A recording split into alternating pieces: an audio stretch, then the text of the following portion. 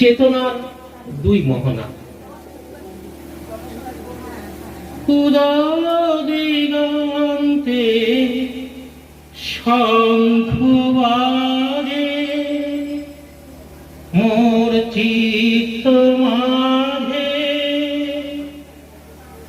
অনন্তের বাণী দিয়ে আসে আলো।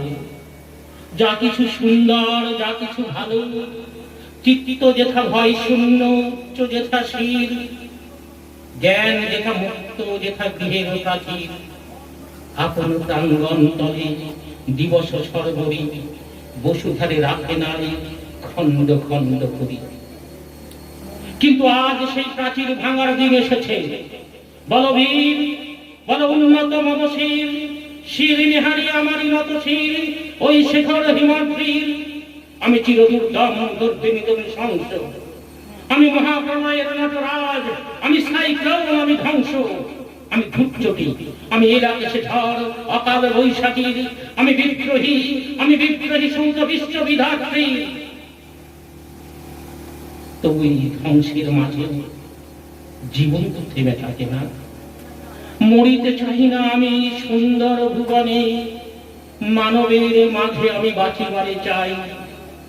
এই সূর্য করে, এই পুষ্পিত কাননে, জীবন্ত হৃদয় মাঝে যদি স্থান পায়, সীমাবদ্ধ এই জীবনে, তাই তো কবি গেয়ে ওঠেন, তুমি কেমন করে গান করো হে গুণী, আমি অবাক হয়ে শুনি। তুমি কেমন করে গান করো হে গুণী।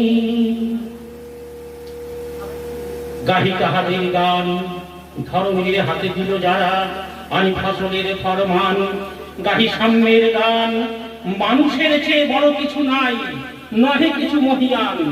নাই দেশ কাল পাত্রের ভেদ, অভেদ ধর্ম জাতি, সব দেশে সব কালে ঘরে ঘরে তিনি মানুষের জ্ঞাতি। একদিকে রবির আলো, দূর হতে মনের সব অন্ধকার, শোনো না মিছে নয় এই জীবনের অধিকার। আর অন্যদিকে মহাবিদ্রোহী রণক্লান্ত, আমি সেই দিন হব শান্ত, যবে উৎপীড়িতের ক্রন্দন রোল আকাশে বাতাসে ধনিবে না। অত্যাচারী খড়গ কৃপান ভীম রণভূমে রনিবে না। আমরা সেই আলোর পথের যাত্রী, যেখানে রবি আর নজরুল মিলেমিশে একাকার।